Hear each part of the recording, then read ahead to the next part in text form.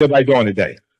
All right. All right. So I'm Michael Imhotep, founder of the African History Network, host of the African History Network show. I'm a talk show host, researcher, lecturer, writer, and historian. Some people listen to me on 9:10 a.m. Superstation WFDF for 7 years, or see me on Roland Martin Unfiltered every Friday. So I've been asked to do a presentation dealing with the case for municipal reparations, Okay. And you can come see me at the end, if you need any of my information. I got flyers specially made up for you all today.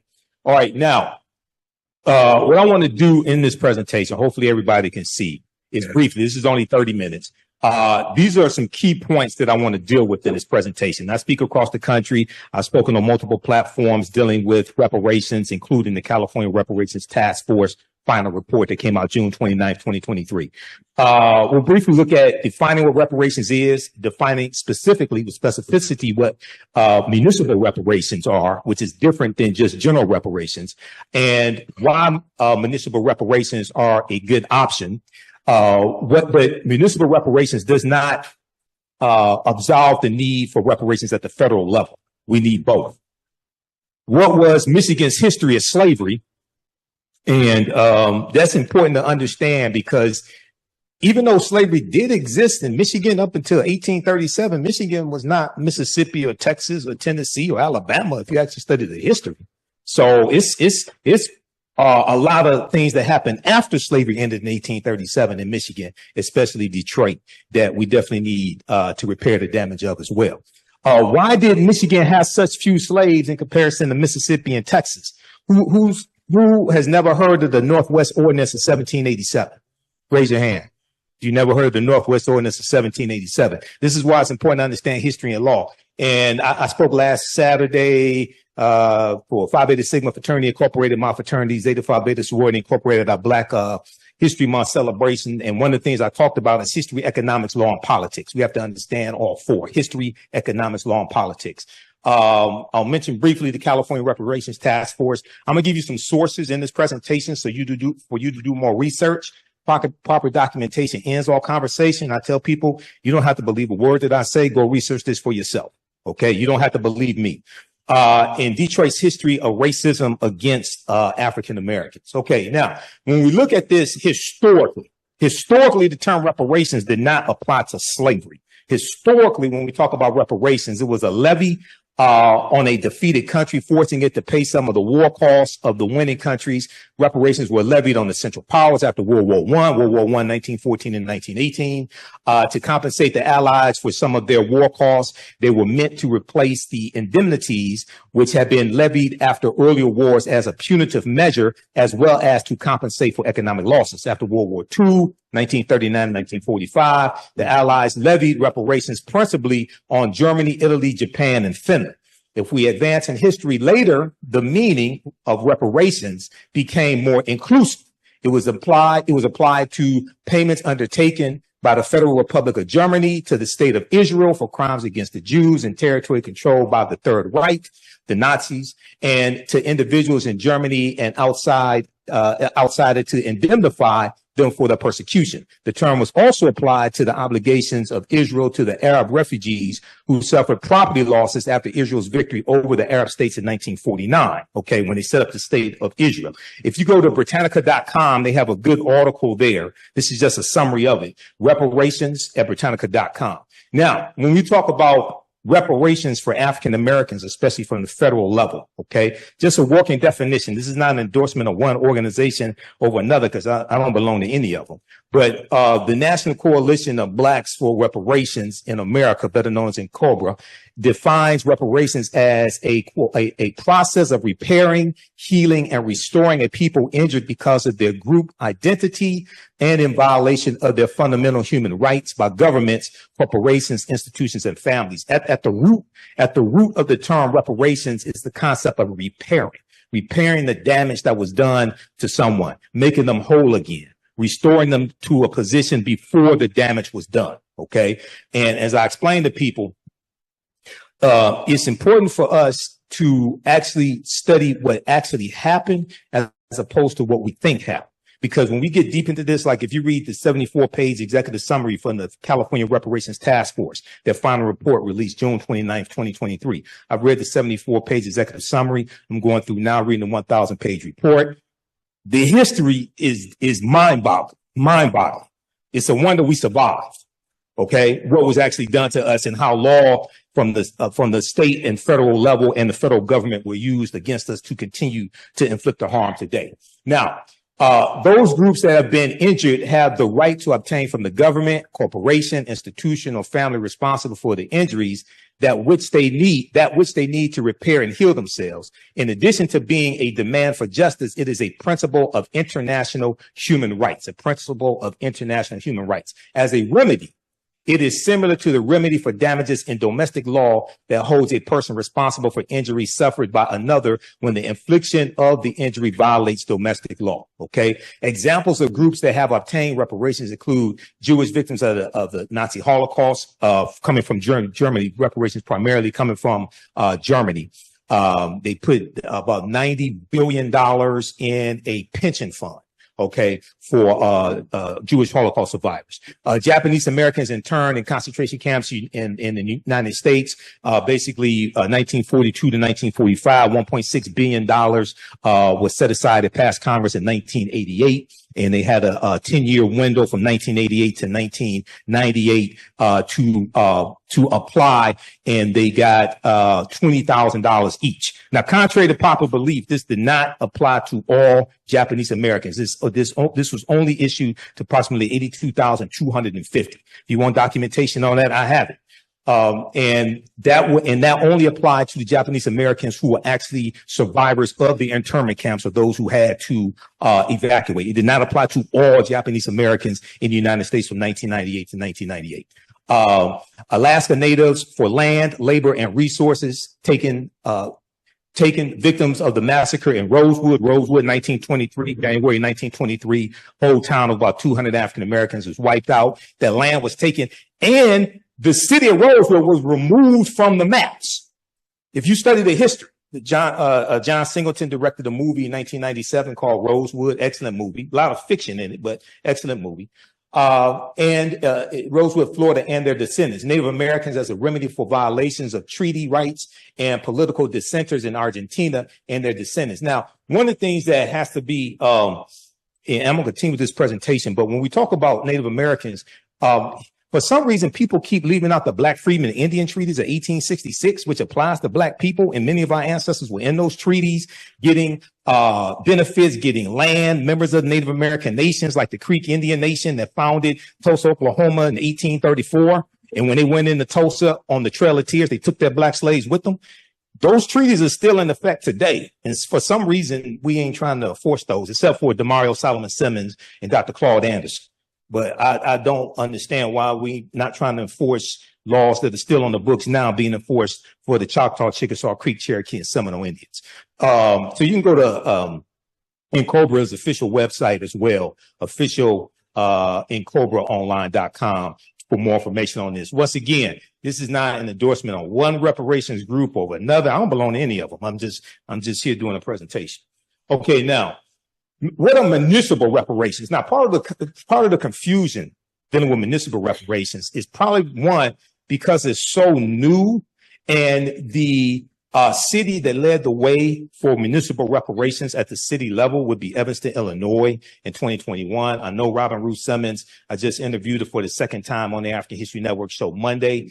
This past Monday, she was the alderwoman at the 5th Ward alderwoman who spearheaded this reparations initiative in Evanston, Illinois. Municipal reparations deals with using policies, ordinances, etc., at the local city level to repair the city damage of discriminatory policies the city used to inflict harm upon a specific population. Generally speaking, the municipal reparations deals with a city repairing the damage that the city is responsible for doing, okay, throughout history. The cities across the country don't have the resources to repair the damage that the federal government did. But oftentimes they can repair the damage or at least some of the damage that the city is responsible for, based upon laws and policies put in place. Municipal reparations deals with the city repairing the damage the city was responsible for causing, not repairing the damage the federal government was responsible for.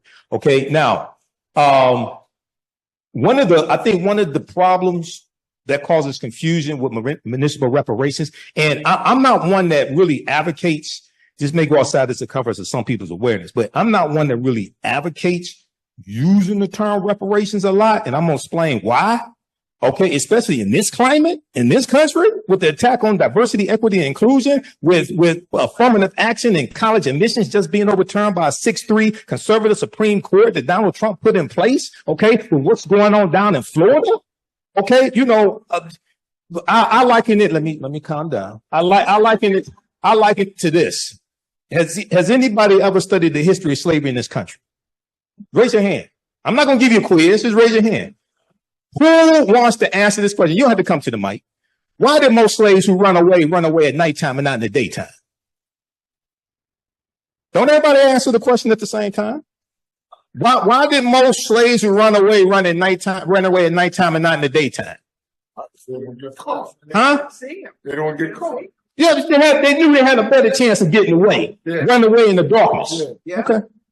All right. Now, in the case of Evanston, Illinois, they did not have a history of slavery, but they did have a rampant history of housing discrimination. Now, in preparation for my first interview with Robin Ruth Simmons, I read a lot of that 70-page harm report that the local historian Dino Robinson put out because he was commissioned by city council. So anybody thinks you can do reparations without doing a harm report, I beg to differ with you on that. Okay. Now, what they found is, see, the state of Illinois abolished slavery in 1818.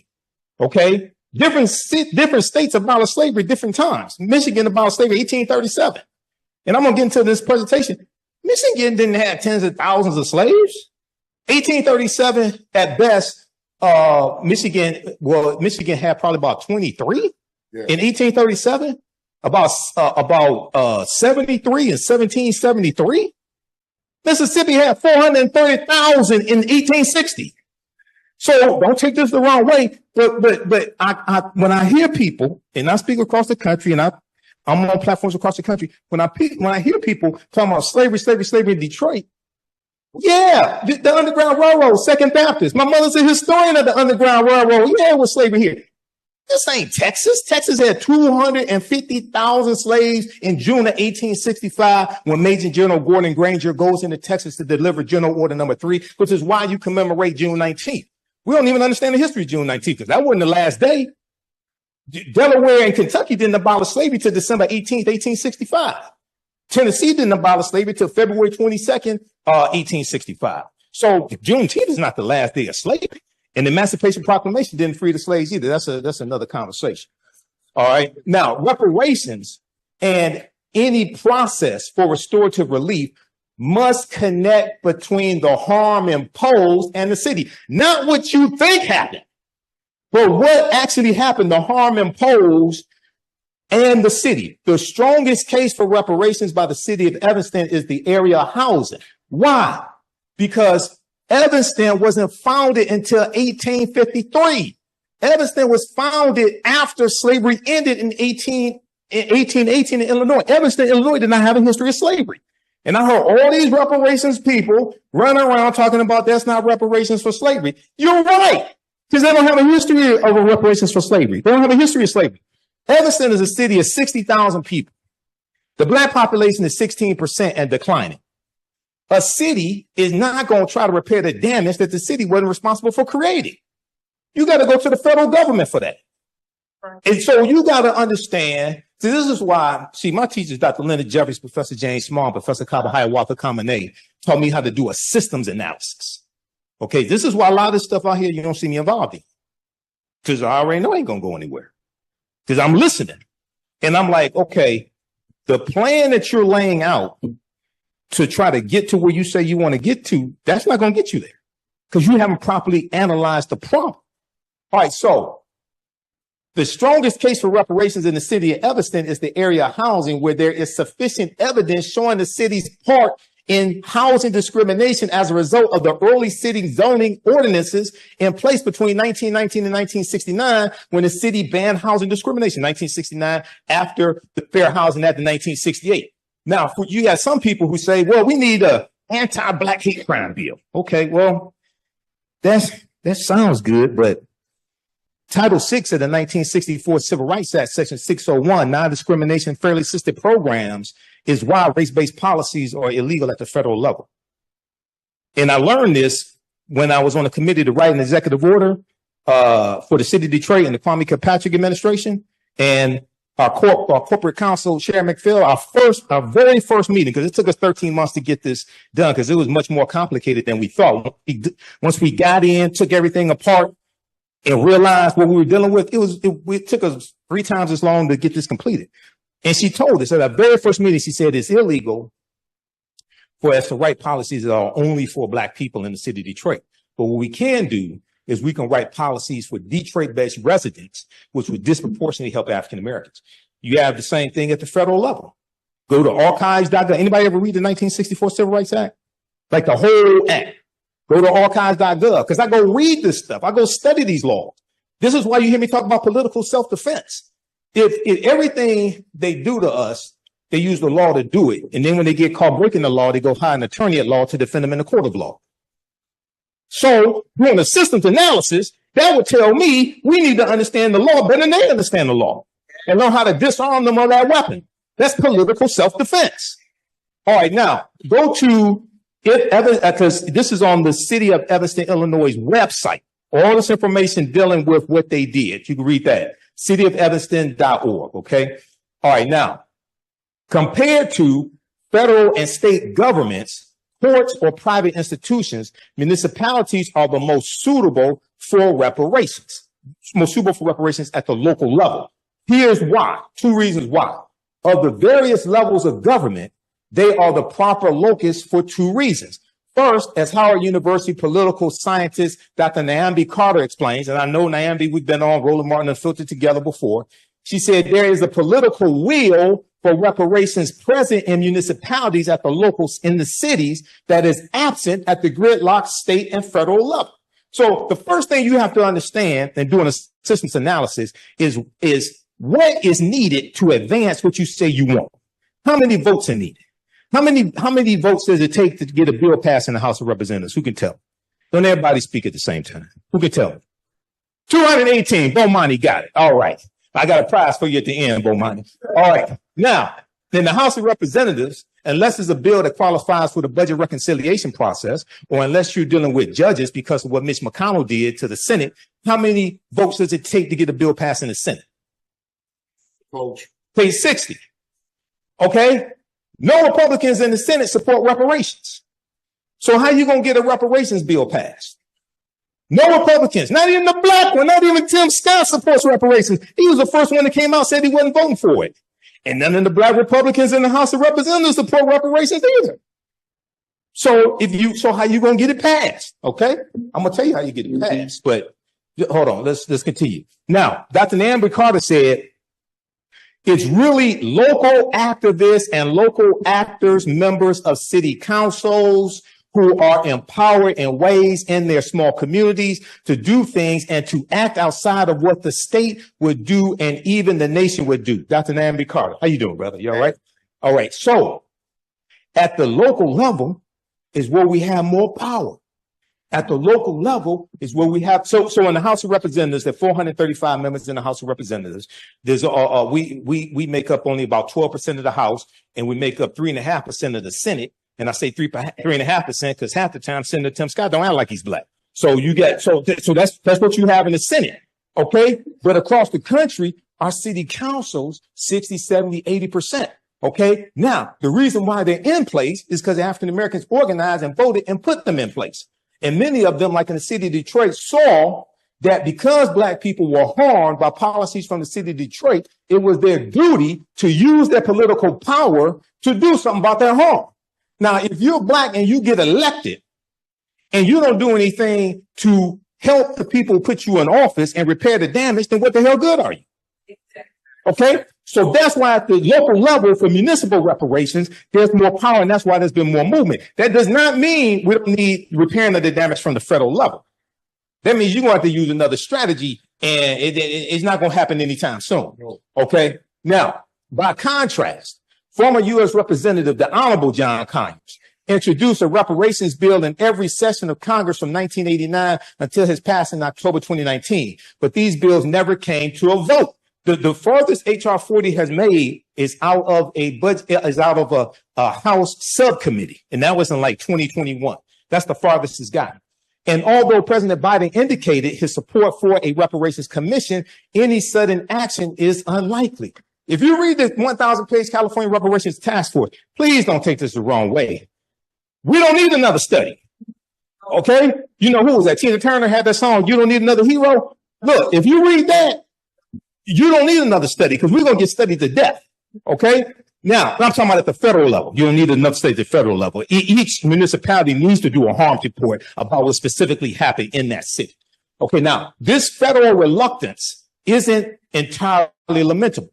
Although local policymaking is often undervalued, decisions made closer to home can have larger impacts on Americans' everyday life than decisions made in Washington. That doesn't mean what happens in Washington is not important. It's extremely important. But at the local level, we have more control and more ability to use that power to bring about solutions to help everyday African Americans. Ashe? All right, now, the second reason Dr. Nyambia Carter lays out, political scientists. Municipalities provide the opportunity for community-centered reparations that other levels of government do not.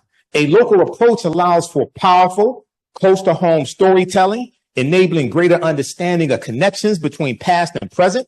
In turn, this animates the development of thoughtful, conducive reparations. Additionally, municipalities can solicit input more easily from community members and encourage their involvement. Okay.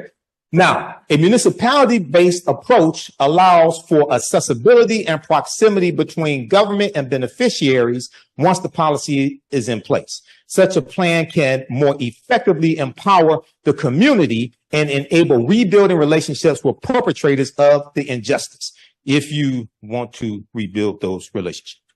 Now, so for more information, read this. This is a good report here. This is by Brooks Simone, University of Michigan Law School. It's called Municipal Reparations, Considerations, and Constitutionality. That's on pages 350 to 351. Part of the confusion is, and I searched online for hours trying to find a working, clear definition of municipal reparations. And I'm still searching. So when I graduated from Wayne State's Business School in 1994, okay? One of the things we learn is that it's very hard to solve the problem when you can't define what it is that you're trying to achieve. Okay. So the first thing, even though I knew what I wanted to put in this presentation, the first thing I had to do was come up with a working definition of what municipal reparations is. Otherwise, you're just shooting at a target you can't see. And then what happens is, just like how Republicans and conservatives hijack critical race theory, and critical race theory has existed since the 1960s. Okay. And they hijacked it and co-opted it and made it into what they wanted to be. Now, anything that deals with racism or slavery or anything like that, now they call that critical race theory, and then they attack it.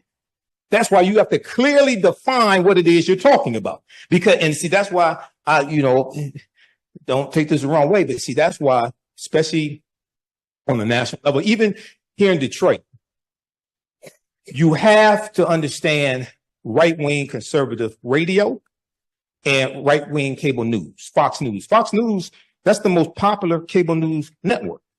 Now, if you watch it, you can say, you may say, how is this the most popular? These people are crazy. Well, look at the rest of America. It's representative, and they prey on fear. They help to spread the lies about what critical race theory is. Fox News. Okay. So one of the things I think in this city, across the country, we have to also develop better strategies on how we're messaging what it is that we want. And let me give you an example out of San Francisco, because I studied what happened in San Francisco. San Francisco Reparations Task Force, right? They released about over 100 policy recommendations. Somebody in the meeting, in the audience, said all black people should get $5 million reparations. No formula. It's not just $5 million.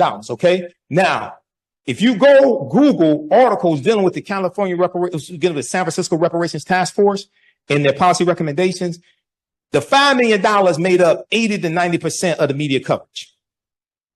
Now, apparently nobody did the math. Because when I was on Roland Show and Faraji Muhammad Show, The Culture on the Black Star Network and the African History Network show, I broke down the math. There are 50,000 African Americans in San Francisco. When they put together their stipulations, requirements, because see, the state of California also has a similar law like the federal government where race-based policies are illegal. That's why the California Reparations Task Force had to structure theirs based upon lineage as opposed to race, because it's illegal. And they want to make sure anything that gets passed by the state assembly does not get overturned in courts. Because if conservatives sued to overturn President Biden's executive order on student loans, and if you had Roe versus Wade overturned by a 6-3 conservative Supreme Court, you think there won't be lawsuits regarding this? Absolutely. When I talked to Robin Ruth Simmons 3 years ago, she said the way they structured it coming out of Evanston, it was structured to be able to withstand lawsuits because she said they knew they were coming. So San Francisco, if 20,000 African Americans get $5 million, that's $100 billion. $100 billion is 7 times the annual budget of the city of San Francisco that has an annual budget of $14 billion and was facing a 2-year projected budget shortfall of $728 million. And African Americans are 6% of the population of San Francisco and 6% in the state of California. So I have the video because I talked about this on my show. There was one city councilman from San Francisco. He was interviewed by a local news station and they were talking about the $5 million. And he said, you know, we got over 100 policy recommendations. I'll be happy to talk about those. The white newscasters want to talk about the $5 million. They want to deal with fantasy because what they do is co-opt something, right? Make it into what they want it to be and then attack it to make sure you don't get. This is how they've attacked critical race theory. Okay. Critical race theory is not taught in K through 12, not according to Moms for Liberty, not according to Fox News. So we have to be careful of this. All right. Michigan's history of slavery. Well, I'm on time. Oh, Lord. Michigan's history of slavery. Okay. Historian Tia Mills, a professor in the Department of Afro-American and African Studies, and the 2011 recipient of the MacArthur Foundation Genius Grant. She cited in this article here, and I'll give you the name of it in just a second, but very quickly. Slavery in Detroit grew out of the bustling fur trade when the settlement was under French control. So Detroit, founded by the French, 1701, right? We learned that in elementary school, okay? The early censuses hosted by Tia Mills and her students revealed the number of slaves steadily increased through the years. Records from 1773 show there were 73 slaves in Detroit. Detroit ain't Mississippi, even though a lot of our people, my dad came from Mississippi, his family. Detroit is not Mississippi. By 1782, the number of African slaves more than doubled to 170, not 170,000, not 17,000, 170. Even after the Northwest Ordinance of 1787 took effect clearly prohibiting slavery. And in the Northwest Ordinance, everybody research this, it says neither slavery nor involuntary servitude shall exist in the territory because that's where the language from the 13th Amendment comes from, the Northwest Ordinance of 1787. And that wasn't created to re-enslave black people. We haven't studied the history of what happened. Slaveholders found loopholes in the language and continued as though nothing had changed. But look at what happened. And I'm going to skip some of this here. Okay, Jay Treaty 1793, in 1795, Detroit nearly had 300 African slaves. Read this article, Detroit's Dark Secret Slavery, Michigan Today, UMICH.edu. That's Michigan University, University of Michigan. The 1830 U.S. Census showed 32 slaves living in the Michigan Territory because Michigan is not a state in the Union until 1837. 32 slaves in the Michigan Territory because the Northwest Ordinance of 1787, what it did was it abolished bringing slaves into what was known as the Northwest Territory, Michigan, Indiana, Illinois, Wisconsin, and part of Massachusetts. All right. That's why Michigan has low levels. Also, the climate in Michigan And Michigan was not, slavery was not essential to the economy of Michigan, whereas slavery was essential to Mississippi because the number one cash crop was cotton, especially after 1793. Okay, now, according to the terms of, no, skip over that. Let's go to this here.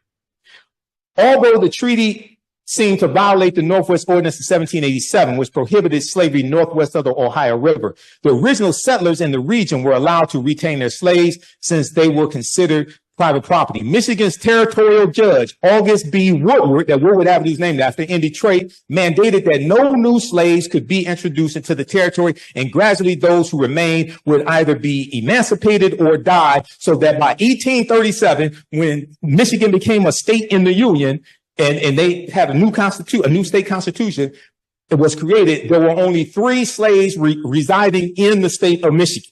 Okay, once again, yes, harm was done, okay? But most of that is done after slavery ends in the state of Michigan. Okay, now, let's skip over all this here. Slavery, let's look at this.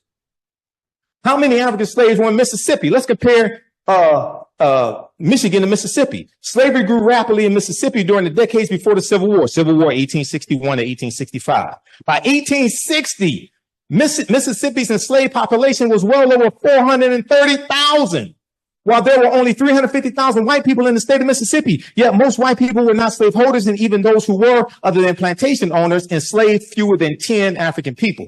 The state's economy was primarily based on the production of cotton, especially after 1793, when Eli Whitney creates the cotton gin. You have copies of the cotton gin, and then 1803, you have the Louisiana Purchase that doubles the territory of the U.S. and gives the U.S. more land to plant crops, which increases the need for enslaved African people. Let's skip over that, the rest of it. What about Texas? We celebrate June 19th, Juneteenth. In Texas, slavery had continued as the state experienced no large-scale fighting or significant presence of Union troops. Texas was a safe haven for slaveholders, so there were very few battles during the Civil War in Texas. So slaveholders from Mississippi, Alabama, Georgia would take their slaves into Texas. Okay, Texas had 250,000 enslaved Africans in June of 1865. All right. Now, although emancipation didn't happen overnight for everyone, in some cases, enslavers withheld the information until the harvest season. The next harvest season, celebrations broke out among newly freed Black people, and Juneteenth was born. Read this article from history.com, official website of the History Channel. What is Juneteenth? Juneteenth and slavery in Texas. Okay. Now, read this article here dealing with the California Reparations Task Force. There's a link in the article to the full report, as well as the 74-page executive summary. California Reparations Task Force releases final set of recommendations, June 29, 2023, CNN. Okay, now I'm going to skip over some of this here, skip over that. The task force hired, the California Reparations Task Force hired a panel of experts, including economists, to calculate what Black Californians have endured. Through their formula, because they created a formula to do this. They determined that an eligible person could be owed up to $1.2 million. The formula includes dollars lost because of race-based health disparities, mass incarceration, housing discrimination, unjust land seizure, and other harms that have major impacts on Black Californians. California, even though they've identified somewhere between 1,500 to 4,000 enslaved people from 1850, when California becomes a state in the Union, to 1860. California ain't Mississippi, Texas, Alabama, Tennessee. California doesn't have a huge slave population either, but they have a deep history of segregation, housing discrimination, voter suppression, all those things, something similar to what happened here in the city of Detroit as well, and the state of Michigan. This is at archives.gov, Title VI of the 1964 Civil Rights Act, non-discrimination, fairly assisted programs, which is why race-based policies are illegal at the federal level. Now, some people say we need an anti-Black hate crimes bill. Well, first of all, the first hate crimes act in the history of this country was signed into law in 1968 by President Lyndon Baines Johnson as part of the Fair Housing Act, and as part of the modern day civil rights movement, largely for African Americans. Okay. Secondly, people forget somehow the Emmett Till anti-lynching bill, which was the first anti-lynching bill in 122 years. This is Representative George Henry White in 1900, who's the only Black man left in Congress, okay, presented the first anti-lynching bill. Okay, now, there's a good article from NBCnews.com that talks about local reparations as well. Reparations gained historic momentum in 2023 because of California's efforts. Read that at NBCnews.com. Now, here's why I don't use the term reparations for what we want. 2/3 of Americans are against reparations. There's a Pew Research study that was done in 2021. Read this article here, Associated Press, apnews.com, February 24, 2023. Japanese Americans want redress, fight for Black reparations. Because you have some Japanese Americans who were siding with African Americans to get some type of redress restitution. Only 30% of U.S. adults surveyed by the Pew Research Center supported reparations for slavery in some way for descendants of formerly enslaved people, 77% of whom were Black Americans. Surprise, surprise, surprise. Support among Latinos and Asians were 39% and 33% respectively, and white Americans had the lowest rate of support at 18%. I think a lot of them watch Fox News. All right, now, one of the things that has to happen, yes, you have to have a harm report. That is extremely important. But two, focus, and I deal with this in my presentations, focus on present day structural inequities as opposed to just focusing on slavery, because present day structural inequities are the legacy of slavery. You have to deal with the laws and policies that were put in place that brought you to where you are and inflicted the harm. You can trace that back to slavery, Jim Crow, segregation. But many people mean well, but when I hear people just keep talking about slavery, slavery, slavery, I'm like, have you studied history from 1865 to like 2024? And what was put in place? Show how these policies are beneficial for everyone, not just African Americans, since most of the people that got a vote on this, especially at the state, in the state legislature, okay, at the federal level, most of the people got a vote on this are not African Americans. So when you can show how these policies are also good for Americans, because policies that are good for African Americans are good for America in general, period. Okay. Now, last piece of evidence. Read this here, and I'm gonna sit down and shut up. Okay. All right. Now, California Reparations Task Force, unprecedented. They lay out unprecedented reparation, unprecedented history of 150 years of anti-Black harm. Okay. And if we look here, the California report covers not just the immediate impact of enslavement, 246 years in the U.S., but also the harms of decades of political neglect, finding that there has been sustained damage to generations of Black Americans. The damage has had a lasting effect on the political, economic, social, physical, mental, and cultural well-being of Black people. Now, what they do, they break it down into 12 harms. They tell you in the executive summary and the introduction, it's more than 12 harms that have happened, but they focus on the 12 harms. They lay out the history of what happened, and then the 115 policy recommendations are designed to repair the damage of the 12. Enslavement, racial terror, political disenfranchisement, housing segregation, separate and unequal education, racism and environment and infrastructure, pathologizing the Black family, control over creative, cultural, and intellectual life, stolen labor and hindered opportunity. So a lot of that deals with in prisons, especially privatized prisons. Okay. Now, California did abolish privatized prisons right around 2020. Okay. That passed the state legislature and signed into law by Governor Gavin Newsom. 10, an unjust legal system. 11, mental and physical harm and neglect. 12, the racial wealth gap. Okay. Now, Detroit's history of racism. If we look at 1930, the housing crisis, African Americans in the city of Detroit was systemically shut out of the housing market due to structural racism. Redlining played an integral part in the housing crisis. 1940, 80% of Detroit residents abided by racial covenants. So that was written into the deeds of homes that the homeowner could only sell that home to non-African American people, non-Negroes, white people. Okay. And that locked us out, many of us, from buying homes and accumulating wealth through the increase in the value of the home. Okay, now, 1943 race riot, June 1943, during World War II, up and down Woodward Avenue, 1943 race riot, I-375, removal of Black Bottom, sanctioned police brutality, 1967 rebellion. That wasn't a riot, that was a rebellion. And we have rebellions all across the country. 1990 1995 takeover of Detroit public schools, Detroit bankruptcy as well, also over assessing on property taxes. And when you study the history of that, that's one of the ways our land has been stolen from us. I got an article from the Washington Post dealing with African Americans.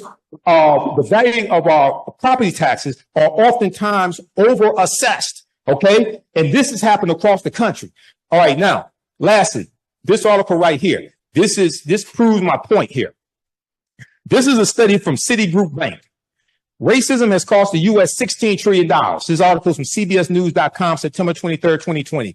This article deals with how over a 20-year period of time, not 246 years, just from the year 2000 to the year 2020, racism has cost the U.S. economy $16 trillion. They break it down three ways. One, black workers have lost $113 billion in potential wages over the past 2 decades because they could not get a college degree. Two, the housing market lost $218 billion in sales because black applicants cannot get home loans. Three, about $13 trillion in business revenue never flowed into the U.S. economy because African-American entrepreneurs could not get access to bank loans. Then they go on to tell you, what's more, the U.S. could have $5 trillion in gross domestic product over the next 5 years if those gaps, which are laws and policies and others, were closed today, the study indicated, which means when you do good by us, that helps everybody. When you help repair the damage that's been inflicted upon African Americans, that helps everybody. Bantu Stephen Biko, one of our great South African freedom fighters, said the most potent weapon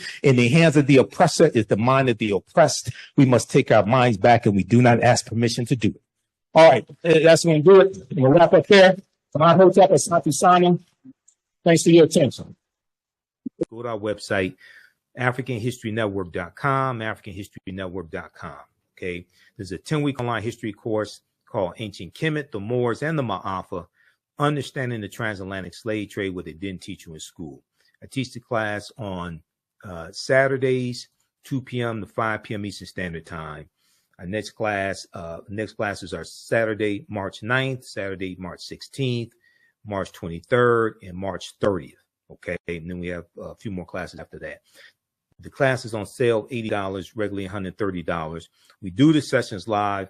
All the sessions are archived and recorded. You can go back and watch this anytime. So even after the course is over with, you can go back and watch the entire class, okay? And instead of 10 sessions, we're going to do at least 11, possibly 12. The course outline, the lesson plans for all 10 classes or 10 plus classes are laid out here. And I'll go through and update it periodically because we add a few additional subjects. But we take you through our history. We deal with thousands of years of history and what leads up to the transatlantic slave trade taking place.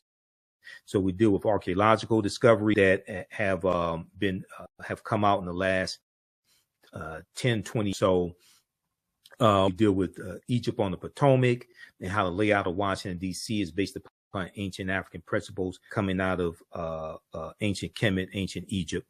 Kemet, one of the original names for Egypt, meaning land of the blacks. We look at the African origins of Star Wars and the Assyrian drama. There's an excerpt of an interview that I did with Professor Kaba Hiawatha Kamene, where we look at this information. We look at the Hannibal Barca and the Punic Wars, okay, and especially the Battle of Cannae, 216 BC. We look at Hannibal crossing the Alps, crossing the Pyrenees, 219 BC, but the Battle of Cannae, 216 BC. The Battle of Zama, 202 BC, where Hannibal Barca is defeated by Publius Cornelius Scipio.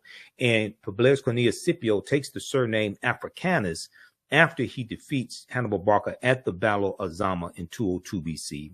Africa is not named after a Roman general. The Roman general took the surname Africanus after he defeated Hannibal Barca. And we know that Africanus is Latin, meaning belonging to Africa. It's Latin, meaning belonging to Africa. We look at the 800-year occupation of the Africans known as the Moors, who take the teachings from the Nile Valley region of Africa into Europe. And this is going to bring Europe out of the Dark Ages. Okay. And we see the rise of Spanish conquest. We look at Christopher Columbus, and Columbus is essential to the expansion of the transatlantic slave trade and the exploitation of indigenous people and the exploitation of African people also. Okay. So we go through and look at this history chronologically. We also look at the fake Willie Lynch letter, 1712. Willie Lynch never historically existed. I wish we would just throw the Willie Lynch letter in the garbage can where it belongs. It's ahistorical.